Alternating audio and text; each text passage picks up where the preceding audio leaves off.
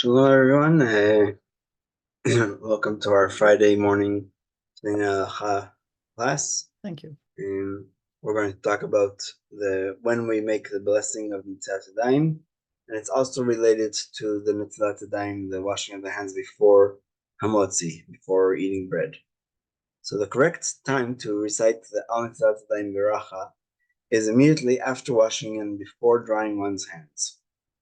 However, the general rule regarding all barachot recited upon the performance of mitzvot is to recite the baracha first and then perform the mitzvah.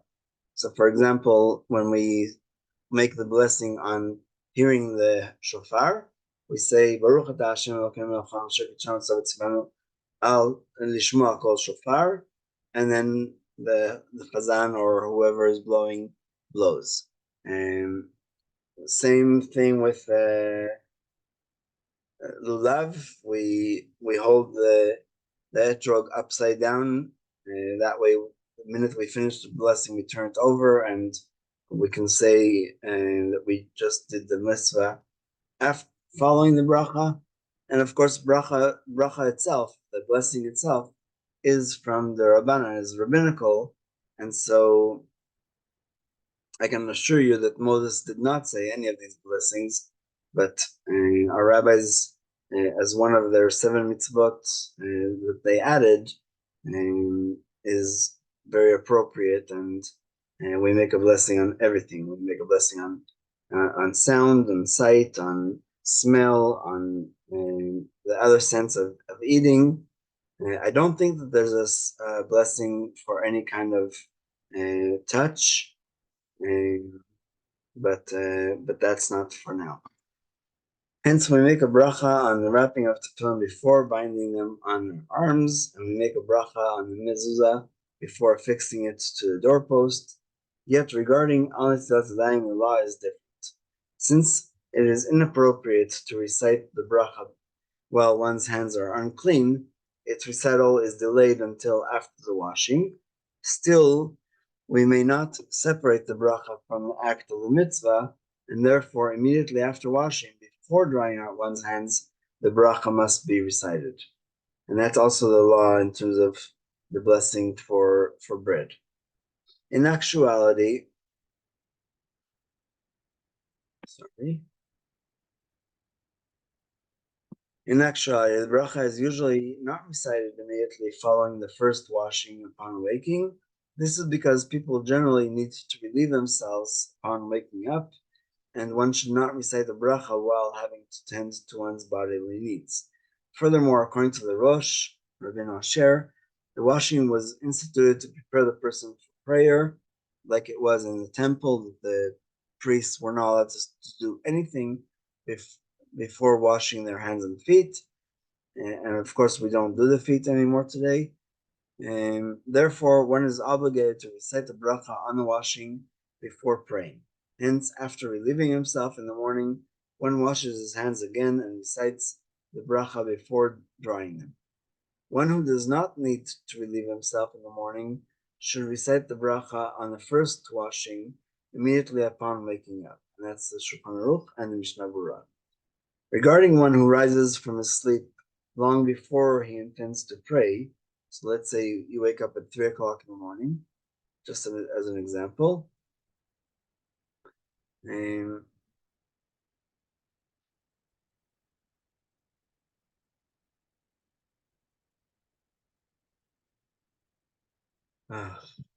Sorry.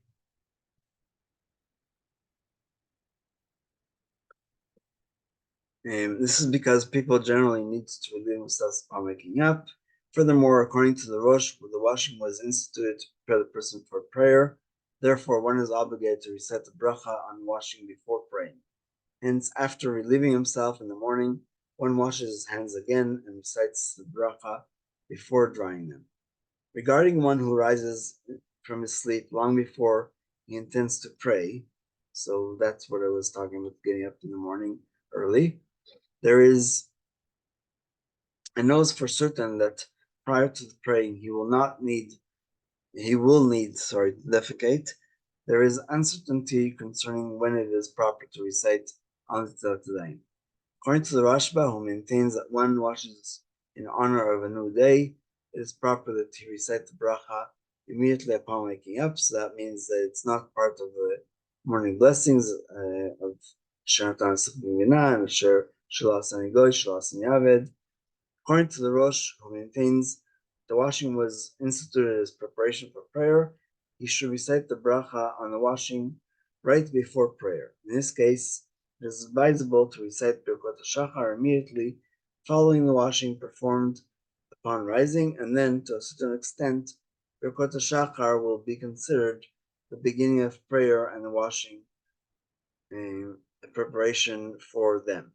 That way, even according to the Rosh, one may recite Antzat Daim immediately upon waking up. Therefore, whoever wakes up after Chatzot, I just checked before in my Zmanim, tonight Chatzot will be 12:31 a.m. And I don't know, it's probably close enough to where it is in Washington, D.C. and other places in North America. And this is a halachic midnight, must wash his hands, recite all Netilat Yadayim, and say all of Birkot HaShachar.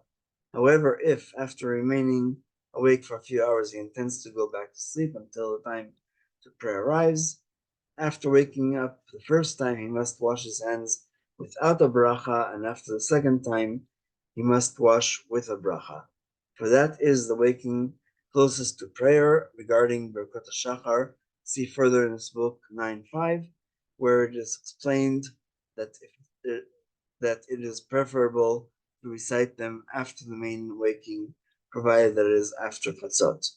So just to conclude, because we are learning the building of the Mishkan in this week's Parsha, the Kior is not mentioned in this week's Parsha.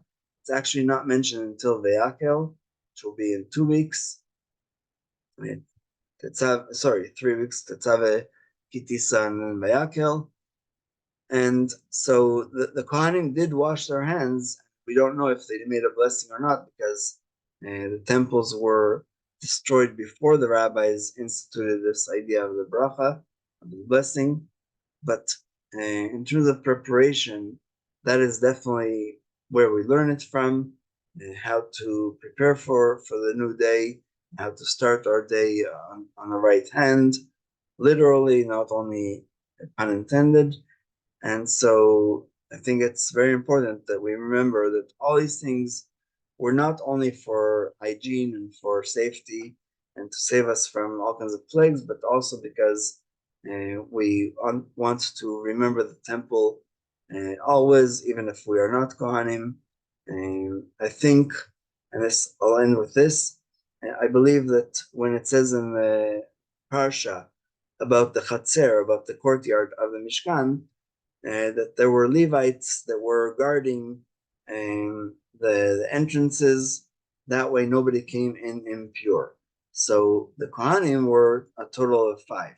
Aaron, Nadav, Nevi'u, Elazar, and Tamar. But the Levites, according to the counting numbers, are already 8,000 Kohanim of the service age. And so some of them would be using the instruments to play musical notes while the sacrifices were being brought, and the other people would be shoarim, which is gatekeepers, to make sure that an Israelite didn't come in unless they were pure.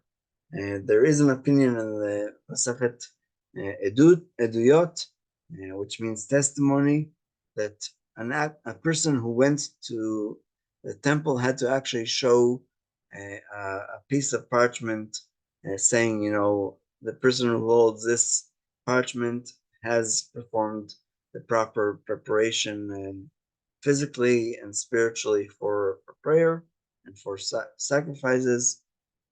So I think it's very important to understand these things in the context of service in the temple, and to make our temple holy, even if we don't have a temple, which is very rare, to still choose one place that we pray at, whether it's a JCC or somewhere else. And all of these things, people forget to wash their hands before they came into synagogue, they should wash their hands in the synagogue, and that's how we have in Fredericton, where in the women's coat room and the men's coat room, we have a natla utensil for washing our hands, and we don't force it on anybody, but since it's already there, it's a good suggestion to use it and to be prepared for prayer properly.